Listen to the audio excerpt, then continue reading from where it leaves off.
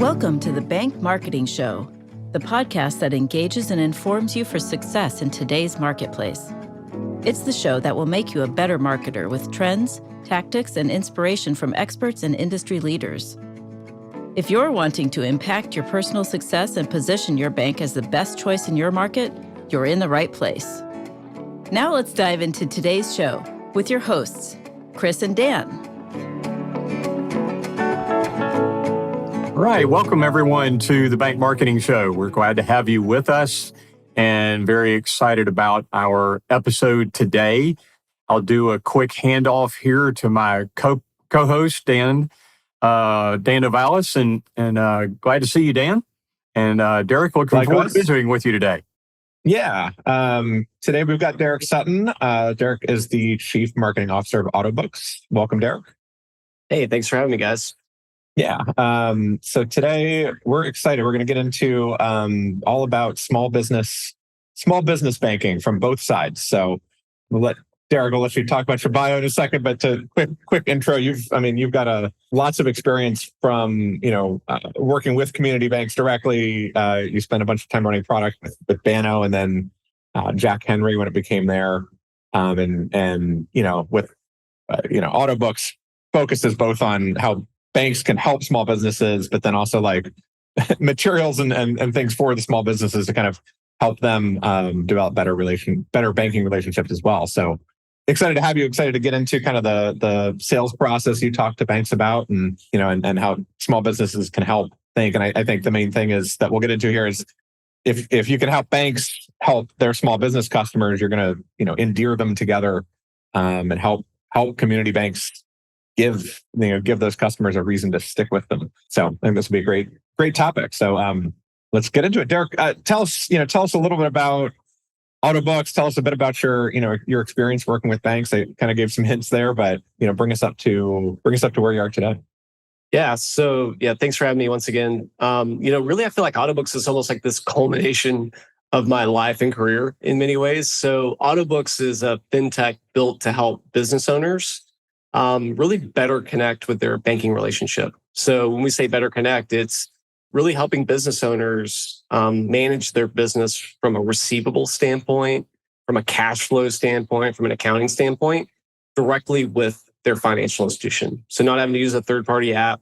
So if I need to send a digital invoice and accept a payment, I can do that through my bank. If I want to accept a payment in-app, I can do that in my bank. If I want to create a secure payment form link and put it on my website or as a nonprofit, I can now do that with my financial institution. Those funds get deposited right back to where my account balance is at, and I don't have to use any kind of third-party intermediary. If I've got a customer service issue or a question about the service, I can call my bank. I don't have to call a Silicon Valley 1-800 number and wait in the call queue. So it's really about helping business owners and financial institutions just stay connected. I say it's a culmination because, one, I grew up in a family of small business owners. My grandfather started a heating and air business. The other grandfather started a trucking company. My dad then had a heating and air business that my brother now runs. My mom ran her own independent agency. So we were just small business owners. And the first job I got out of college, I went to college to go play soccer and be a soccer coach. And family friend invited me to be an internship at a bank data processing company. I was there 18 months in college as an intern and didn't know what bank data processing was 18 months later. All these people were walking around talking about at the time, like Y2K. And I'm like, man, this whole thing's going away. I don't even know what my future lies here. But basically worked for a community bank data processor that helps service community banks throughout Texas, New Mexico, Oklahoma. And I just drove around in my car and met with community bankers on a regular basis and talked to them about core processing, check item processing, teller equipment, whatever it was that we were selling at the time, and just really got to know community banks. And then from there, I got into digital banking and just really kind of just grew a passion around, hey, the future of banking is going to be digital. I'd love to just get into digital banking. At the time, our company was acquired by a company called CSI. And CSI didn't have their own digital banking product at the time. We partnered with two different companies. So myself and a couple of other people basically built a business plan, designed a product, kind of evangelized why we should do this as a company. And ultimately got approval, built it, scaled it, and that's the digital banking platform CSI. Through that, met Wade Arnold, who's the founder of Banno, went to go work at Banno and kind of did product work with them. And Banno was acquired by Jack Henry. So spent time with Jack Henry, kind of leading digital product management for them, for the Banno suite. And then left kind of like you all and started my own agency. Went to be a small business owner myself to help fintechs really market themselves, brand themselves, build new products and take to market. And did that with 3 to 4 different fintechs. Through that process, I got to know the co-founder of Autobooks, Steve Robert. He kind of told me about the Autobooks solution product suite. And so instead of him hiring my company to redesign the application, work on the brand of Autobooks, I just joined the company, and here we are. Well, Derik, I in looking at your background and hearing all of this from you, I think one of the really valuable things you bring to our audience, is the core element of this relationship between FIs and small business clients. And, I kind of liken it to way back when banks first started offering their own credit cards, and all of that. So now and it's fascinating that you say this is in-app. So, it's not a whole other set of platforms that banks are offering their small business clients. It's part of processing that can help those small businesses to strengthen their own backbone and their cash flow and all those things that you described. So, man, that's fascinating. And talk to us a little bit about, as you've gotten deeper into that world and kind of standing on that bridge and the relationship between community banks and their small business clients, is kind of what you have seen, in recent years and how that continues to develop. Yeah. So it all starts with, just the evolution of small business banking, I'll say, and like me getting to see that firsthand play out. And so whenever I was going to visit these community banks, what I found is that they really cared about their communities, obviously. And in caring about their communities, small businesses are the backbone of the U.S. economy. And so if you're a community banker and you're caring about your community, you obviously care about the business owners within your community. Because everything was physical at the time, and these banks were at the corner of First and Main, and commerce naturally flowed through the organization, you had a pulse on business, right? You knew what retailers may or may not work. You knew what restaurant concepts may work. You knew, you knew about the agricultural, weather patterns and how that impacted lending, and like you did things in your niche geographic environments contextual to the community you were planted in. And so the change that we're experiencing, and like why Autobooks and why integrated to digital, is like because small business is moving digital, and specifically how businesses interact with their paying customers. So we're moving away from collecting payments in person through cash and check to now needing to do it online, in-app, over the phone, whatever, but it's mainly digital now. And the challenge for community financial institutions, and really all financial institutions, is that other technology services have stepped in to fill that gap. And quite frankly, we're behind. So right now, think about yourself. You're a community banker. You're listening to this podcast. Is somebody called into your bank right now and said, hey, I've got a customer that wants to pay me with a card over the phone or through my website, or doesn't, like I don't have the ability to meet with them in person. They want to pay me with a card. What product would you recommend I use at your financial institution? And like just putting yourself in the place of the customer, having that imaginary phone call, maybe even secret shop your own bank, call in. Unfortunately, what you'll find is like your frontline staff will probably say, like we really don't have a solution, because they may try to talk about ACH batch capabilities or wire management, treasury or merchant services, which is really, a terminal attached to an Ethernet and plugged into a wall for a retailer.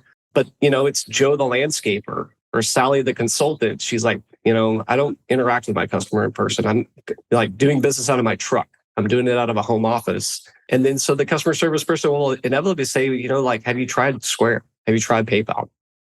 Yeah. And that's bad, right? That's bad for us as an industry because we all know that those individuals that's what they want. That's why they built the business model. And they're looking to disintermediate that deposit relationship so that they can ultimately monetize that customer in a way that the bank can't right now. Yeah, and it's another friction point, right? Of just yeah, and it's subconsciously it's a kind of a letdown. The bank's sort of in a way kind of letting down that customer of like we don't have a solution, or we can help you take credit cards with our merchant services thing, but it's like you said, a big infrastructure that's designed for high volume retail or other types of businesses, not just the occasional credit card payment. And yeah, and you're sending fees, you're sending part of the relationship out. And I think too, you hit on an interesting point what you're talking about. In today's kind of fintech world and niche banking world, like there's somebody that's doing that very specific thing much better than a lot of community banks. So the need is real for banks to have access to a platform, that can help them do those things better, help them compete, because they're not going to go build their own credit card reader. They're not going to go build their own integration with QuickBooks or things like that. So I think that's great. If using Autobooks as a differentiator for the bank to just help the small business. We were prepping for this before, and you were talking about kind of content development, talking about ways that banks can kind of help educate their small business customers as well. So it doesn't just stop with that process and features, right? Can you talk a little bit more about that? Yeah. So the evolution of the company, building Autobooks, we felt like the co-founders Steve Robert and Aaron Schmidt felt like they were onto something. They built this successful business in their career, and then they realized they exited that business, and they realized that a lot of the tools that they wish that they had inside banking just kind of didn't exist. And so they kind of started on this journey to build Autobooks. And in doing that, we started with kind of this holistic product suite, which is like, basically it's inside your banking account, inside digital banking, but it's all things you need, like send an invoice, get paid, manage your books, financial reporting, access to payroll, the whole thing, right? What we found is like over time, talking to business owners about using our tool and our capabilities, that there were certain points in time that they were really just interested in one or two things with our application. And so that led us down a journey of really just customer discovery, customer interviews, finding out what kind of progress they were trying to make with our application and their banking relationship. And that led us to two big kind of discoveries. One, we need to break out some of our functionality and just offer it as a standalone. So invoicing, payment acceptance are now just features of digital banking. You don't have to go in and use the entire product suite if you're a business owner. Quite frankly, most business owners, they care more daily about how they get paid, not about rebuilding their accounting, back end and all that. So, the velocity flow of customer uptake. The second big discovery was financial institutions, while they really care about their customers and servicing their customers, they're not always well equipped to know how to market to them effectively. And so what we had to discover, basically learn on the clock and build was, and it's really kind of comes out of this statement, like proximity creates empathy. And that's something that we have at Autobooks and preach constantly, but like proximity to the financial institution and the competing projects and resource limitations they have and things like that, of like understanding they want to really talk about this service and promote it, but they may not have the resources to execute on it. So that empathy created this impetus for us to say, hey, well, why don't we take that burden on for our financial institutions and then make our content available to them to just pick up and use? They'll use it. Why don't we just build it? We're partnering with all these financial institutions. Let's just go do it. So we feel like it's our job to know small businesses better than anyone in the country, right? Like we want to know small businesses better and really be that resource and that kind of superpower behind the scenes for a financial institution and their community. So we want to go do all the customer research. We want to look at the data. We want to go understand the motivations, the needs, the progress of business owners trying to make, why they would hire their financial institution to partner with, why they want to get paid with a financial institution over a third party. We then take all of that and reflect that out to landing pages, to email copy, to digital ads, et cetera, and then just kind of open source it, if you will, but just make it available to financial institution. We're all incentivized to grow together. So there's no reason to hold back on that. And so we found that to be, just like wildly adopted by financial institutions. And it's just almost like when you tell them that you've got all this stuff, it's almost like you could just see the weight like lifted off the digital product owner's shoulder. Like, oh, yes, like finally, this is great. Well, Derik, I think part of the weight lifted also, because I can guarantee you that some of the marketing director, CMO, even C-suite folks that are listening to this podcast, when you just described the holistic nature of the relationship that puts the FIs in the position to be able to offer, that I guarantee you some of them reached over and turned their volume up a little bit like, what now? And because as marketing people, we all understand that the content that you were just talking about is a beautiful thing, but what as marketers we struggle with so often for our financial institution clients is messaging and differentiators and case studies even of, so how you had like you said, a Susie consultant or a small hotel, downtown hotel in a small town that the bank funded and is up and going, and how can they, utilize tools that are under the umbrella of that banking relationship. And man, I think that is significant. And then for the marketers to be able to put that messaging out there and tell those stories is tremendous. So go a little further with that, Derik, about being able to generate those stories and the marketing elements of all of this as tools for our listeners who are running banks. Yeah, so we're keenly aware that bank marketers have a really big challenge. And the analogy I give for the challenge is this, if you're a bank marketer, you've kind of grown up, the bank's kind of like evolved in this community to like, over time, it's just started to offer more and more things, right? And so now you start to look at what's under the purview of a bank marketer or CMO, and I liken it to a Cheesecake Factory menu. So now you're looking at like what you have to offer to your customers, and you're like, oh, we've got this section over here is for Chinese. This section down the middle is for American food. Here's our Italian section, our Mexican American. We got this whole dessert menu, right? Like if you think about a bank's website and all the things they've got to offer, it's dang near like a Cheesecake Factory menu with like the depth and breadth of it. And then you look at Square and it's In-N-Out Burger. Like it's burgers, it's fries, and it's shake, and they do a really dang good job at burgers, fries, and shakes. And the customer knows exactly what they're going to get out of their burger, fries, and shakes. It's fast, efficient, it's easy. And so now you're looking at yourself and you're saying, okay, how do I compete against that? And oh, by the way, that's one of the best marketing companies in the world, marketing burgers, their capabilities. And so that's what you have to deal with, as a bank marketer, right? Now you've got the relationship and the proximity in your community and the longstanding trust and a lot of things you can build off of. But what we try to do is offer the perspective of, okay, based upon what we know from the data, what we know from talking to customers, what we know about their frustrations with PayPal, Square, and others, what they know about their affinity and desire to get paid with somebody they trust, here's what we recommend to say, right? Like here's a way to talk about invoicing in a way that the business owner reads the copy and they're like, oh, that makes sense to me. That's why I would do it with my bank and not Square.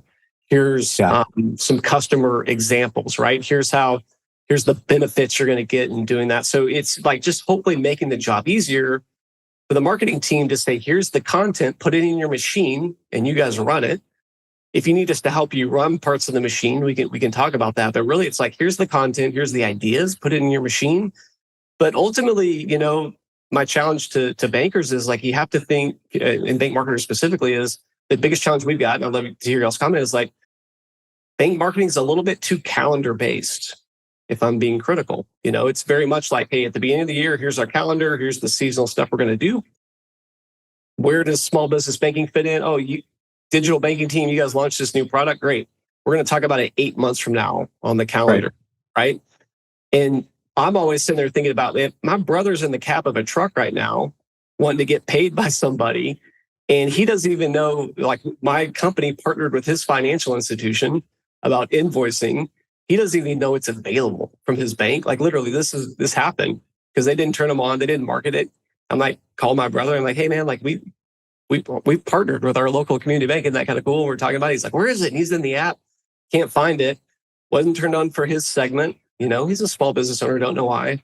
And the bank was like, no, we're not going to market it because we've got a whole small business campaign like 6 months from now. We'll talk about it then.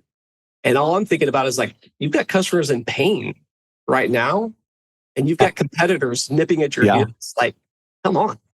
Well, and I think a lot of bank marketing, I mean, for the same reason you mentioned it earlier, but in your world, you're up against Square that just is really good about talking about the one thing, and that's all they do. They hammer the message. But and the banks, like you said, that have 100 different things on their website, like there's 100 different categories of fintechs. They're all hammering at the one message. Yep. So if you're a bank marketer and you're saying we're going to do this in 6 months, like I said, you've lost out on all that stuff. And it's really, I think it's an evolution of 10, 20 years ago. Like you have that calendar. Today, today's marketing, you've kind of got to be hitting everything at once. And then relying on, segmentation to make sure the people don't get inundated with every message, right? I mean, a lot of banks would put a small business banking message. Okay, well, the second week of every month, like we're going to put that on Facebook. Yeah. And it's not enough, right? You need to be like, have an email list of just your small business customers, maybe even segmented further of small, medium, large businesses or businesses with, high cash, needs versus, mostly digital businesses, like segmenting it that way, because when you get to that level, you can talk about, here's the problem that specific type of business is facing. Here's how we as a bank help them solve that problem. It might not be, we have Autobooks, come check it out. It's Autobooks has this feature that can solve a pain point you have today. Always that, quite frankly. Yeah. Like the end customer doesn't know Autobooks. We're not ever going to have the name brand recognition of Square or PayPal. It should always be led with help. Here's the progress that we can help you make as a business owner today, right? It should always be leading in that. And I think you're right. It's the segmentation. It's the different mediums you can use. It doesn't always have to be email. Maybe it's a social campaign. It doesn't always have to be social. Maybe it's a mailer. Maybe it's a personal outreach from your frontline team. And so I think the thing that I'm always just talking about is banks are sitting on the level of data that all of these tech companies would die to have. Like the transactional or the intentionality shown through data transactions and inquiries into a bank is, digital gold. And it just needs to be unlocked, and the more you can unlock that, the better. Yeah. I think it's really interesting. I mean, that's a theme we talk about a lot on the show is you need to be talking about your customers' problems and how you can help solve them, not the features of your bank, not the products that you have. In a way that the customer can understand the language, right? We're very big on using the customer language. I go to a bank's website, like what the heck does merchant services mean? Or positive pay or treasury, like those terms are internal. Like that's some core banking technology or some technology vendor named it something, told the bank that's the feature. And the bank's like, all right, that's what we're going to call it. That doesn't make sense in today's world. We got to name things a little bit different as well. No, I've used this example on here too, is we used to work with a bank that their website, they had a page on their website called residential lending. I said, how many homeowners do you think go to Google and type in residential lending? No, they type in mortgage, they type in HELOC, maybe not even HELOC, but they type in, the terms that they know. And that's what, that's how you need to organize it. You call it residential lending internally because it makes sense. But well, so, we were, I know you're also, you've developed kind of this sales and marketing framework of, within Autobooks, and I know you've done a lot of work on just that framework in general and how you use it both within Autobooks, but also help the banks, use a similar framework to go out and find small business customers. And you've even been, it's even been used as a use case in a book, and you're working on new kind of book content for that. Tell us more about what you're doing there.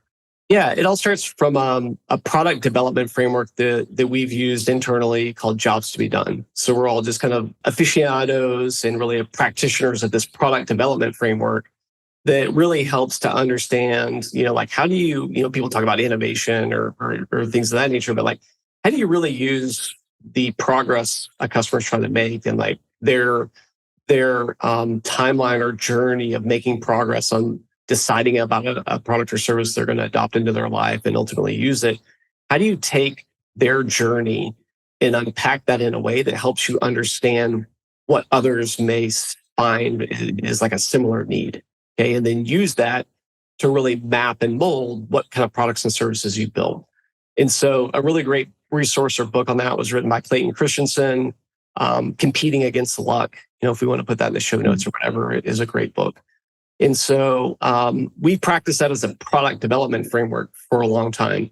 And we developed 4 reasons in part of Jobs to be Done. Is like, why would a customer hire your solution to get a job done in their lives? So it's kind of cool the way it works. So like Autobooks and small business banking anyways.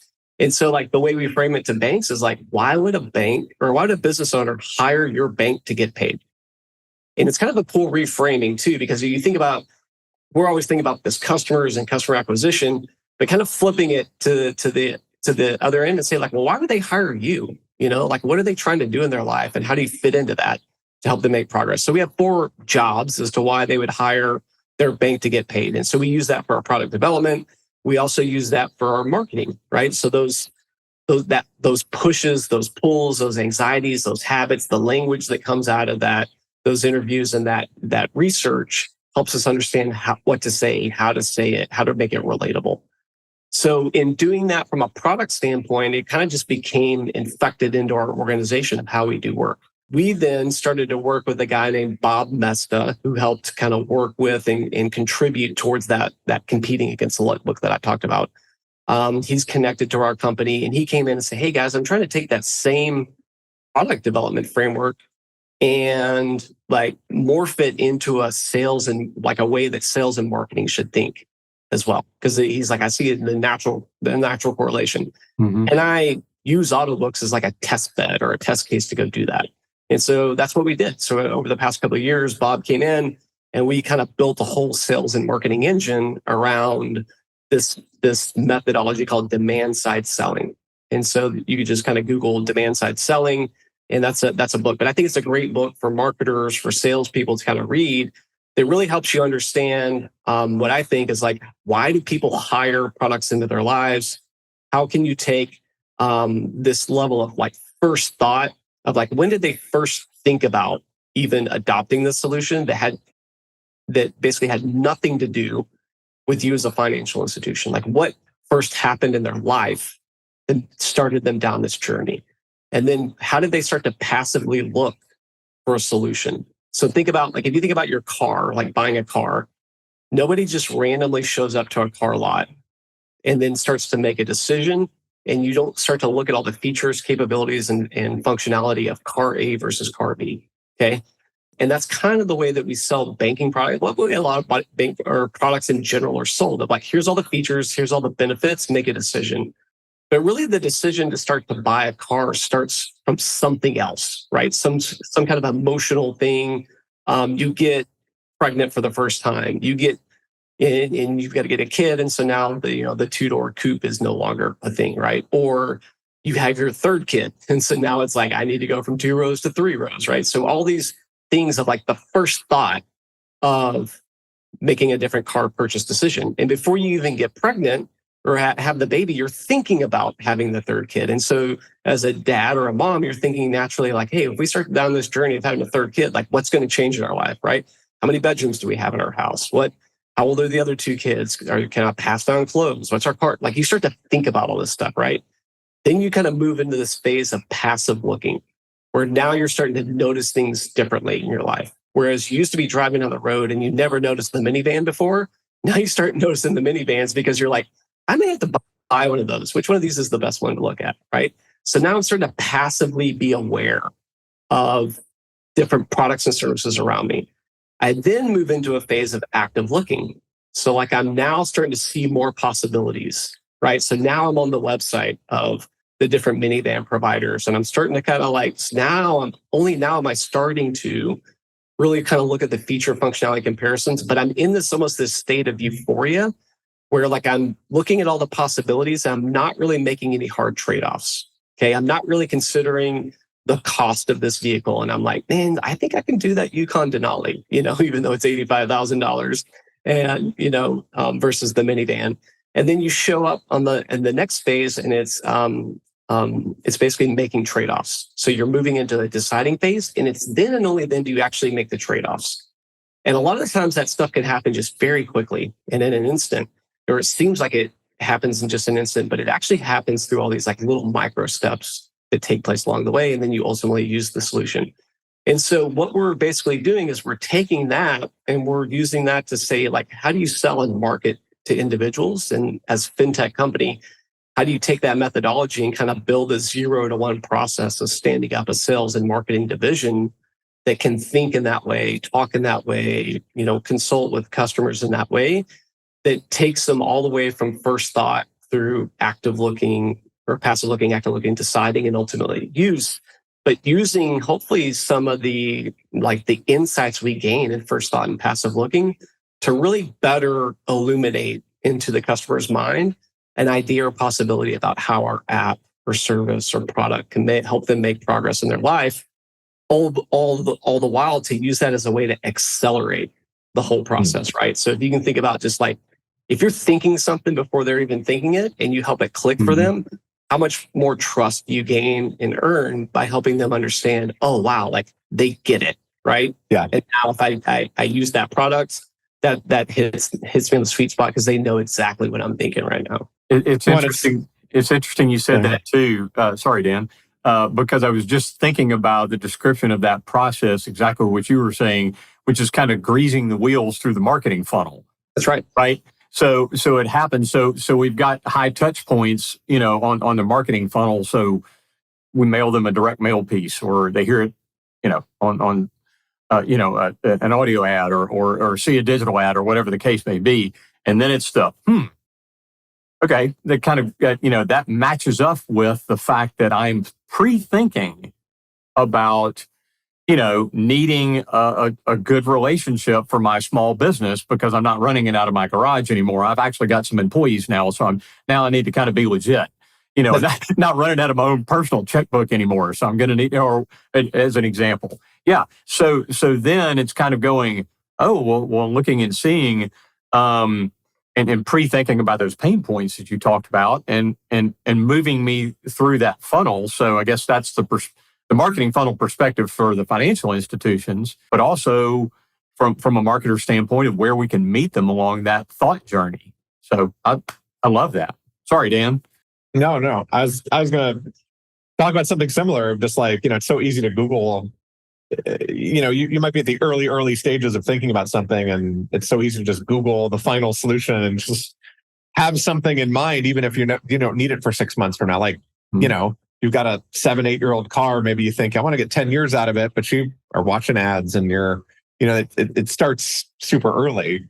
So if a bank can get their perspective, their solution out there early, you're going to capture that attention. A lot more than just like we were saying, talking about, we are a small business banking provider, right? Actually show what you mean by that. Show, the solutions that you have, not just say we have solutions. Yeah, I think a very practical way of how that could play out. Earlier, we talked about the anxiety of a bank marketer. You said it earlier, Dan. You're like, I don't want to inundate people with marketing messages, right? Like I don't want to come across as too pushy or too much. Well, now if you started to segment your opportunity by who's in first thought, who's in passive looking, who's in active looking, who's deciding. Okay. How many people do we have in our email list that they're not using any tool in the data? We don't really see that they're, maybe they're using Square, PayPal lightly, but like, how do we seed questions to them to get them to start thinking about, maybe I need to change the way I get paid, right? And so it's taking the research and understanding what questions were other people asking that are now using the product. What questions were they asking before they ever started to use the product? And how can I use those questions in my marketing content, right? Maybe it's just like the kind of the got milk thing, right? Questions are places in the brain that need an answer. Like your brain forces you to answer a question if asked. So anytime you see the question, the individual has to answer it. It's just the way we're wired. So if you got the good questions to ask, you're going to get a lot of good answers from people internally in their mind and start to thinking about it, right? So then it starts to say, okay, well, I'm not inundating people. I'm educating people based upon where they're at in their journey, right? They're in first thought because of the following reasons. We think that they're in passive looking for the following reasons. Okay, this group, we're going to send them this content, and it starts to take them a little bit further down of like what kinds of things, what they're at that point in time, they're kind of making space in their brain for this new decision. They're starting to kind of think about it. Okay, like what's the type of content and copy we want to share there? We want to share stories. We want to share stats. We want to share other information about how this could maybe manifest itself in a way that makes its positive experience for them. Then we start to move into active looking. You start to like kind of really start to illuminate the ways that their life could be better. Like kind of this. That's the car ads, and that's the fun stuff that you see. The person heading down the wavy road, top down next to the ocean. That's the car ad because they're in this euphoria state, but it may not be practical just yet. And then who's in active or who's in a deciding phase and like really making hardcore trade-offs. And that's where you got to get very blunt and very much like, hey, we're going to do this better than that person.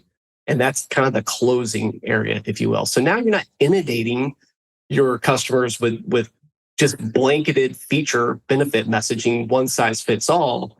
It becomes a lot more contextual based upon the intentionality and the data presented of like where they're at in their journey. So just maybe a little bit of a practical landing of that, Man, that's good stuff. Derik, I know that I guarantee we've got some of our listeners that are wanting to better understand that 4-part experience process and all of that. So we'll put some of that in our show notes from you for sure, and be able to pass that along because that's really valuable stuff at every level of marketing. So and it's great. It makes great sense that you guys are integrating those marketing thought processes and how we message and who, and Dan, using your words, segmenting, into that with, rather than just here are the features, right? So, which is the kind of the shortcut method that in marketing too often, oh crap, I've got to have an ad out tomorrow. So that's what we're doing. That's not that pre-thinking and creative process. So I love all of that. Derik, thanks for bringing that to us. You bet. Yeah. Hopefully you can tell I love to talk about it. So happy to meet with anybody and discuss it anytime. Good. Yeah. So just for the record, you mentioned demand side sales is the book, but there's you're working on another book, right? Are there other components to that system? Yeah, I would say for your bank marketing audience, demand side sales is a great place to start. It's kind of a marketing and sales version of the jobs to be done framework. Like you're a bank marketer, go there. We're currently writing demand side sales 201, like going 0 to 1. So it's less about the theory and the framework. It's more about the practical application. So it's like, hey, now that you know the framework and how to interview customers, how to pull insights out of that, the benefit to it, how do you apply it? Like how do you build a marketing team? How do you build a sales team? How do you actually do the work? That will be 201. We'll release it sometime next year, and we'll start to do probably some like virtual events and some other workshops around it. So just maybe follow us on LinkedIn, and you can keep tabs of that. Yeah, we'll link all that stuff up in the show notes, and a good excuse to have you back next year when that comes out. So absolutely, yeah. I was just thinking the same thing, Dan. We've got to do a 201 of this discussion as well. Yeah, love it. Well, great. Well, Derik, if you got just a couple of minutes, when we have guests such as yourself, we like to do a lightning round and bounce some questions by you that give us a little bit more insight into you and your world as well. So, Dan, you want to run him through those? Let's do it. Yeah. Well, so first thing is, can you share a personal best or a business best or both? Something great that's happened. Personal best. I'll be married 22 years in October, so I think that's hard to beat, right? Yeah. Congrats on that. Well, thank you. No small feat. How about favorite book or other resource, maybe other than demand side sales? Well, yeah. Other than demand side sales, I think I would go with Reason for God by Tim Keller.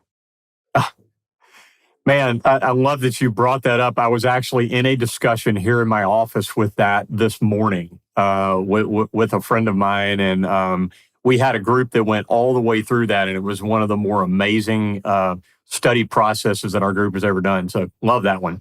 Yeah, he's great. Yeah. We were talking about how Keller's stuff will be around for generations. Yeah, he's like our generation C.S. Lewis. He's yeah, awesome. Exactly. Yeah, cool stuff. All right.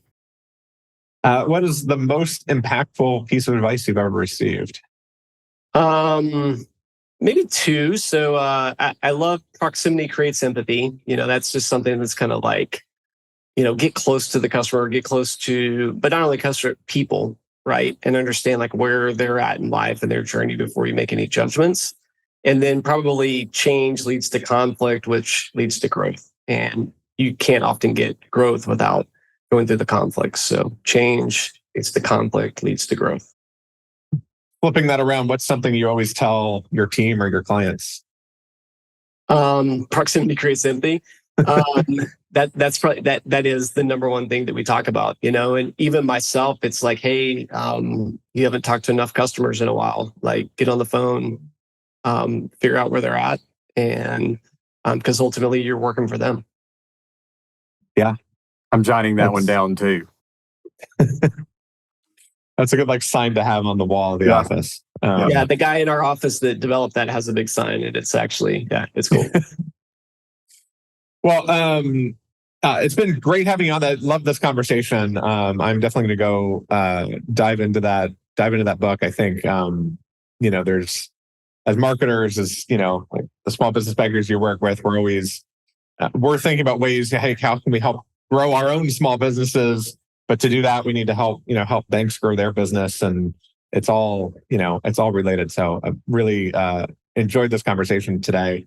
The last lightning round question is, how can people get in touch with you if they want to hear more?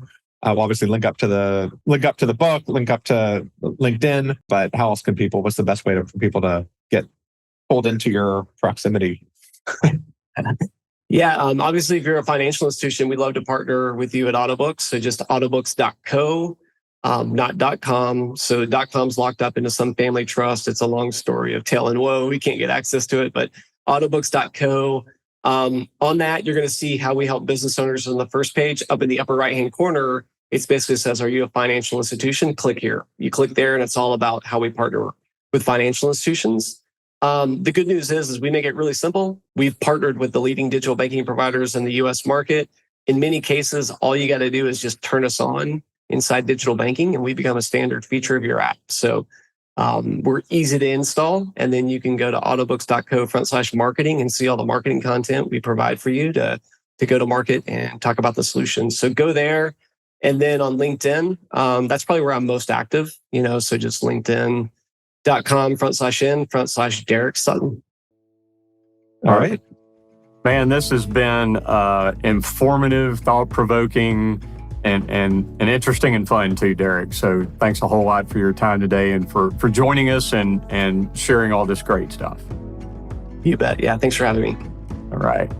Thank you. Thanks for joining us. To go deeper or get access to some of the valuable nuggets from today's show, go to bankmarketingshow.com. There you'll find episodes, links to resources, and much more. Be sure to subscribe wherever you find your podcasts. And join us next time.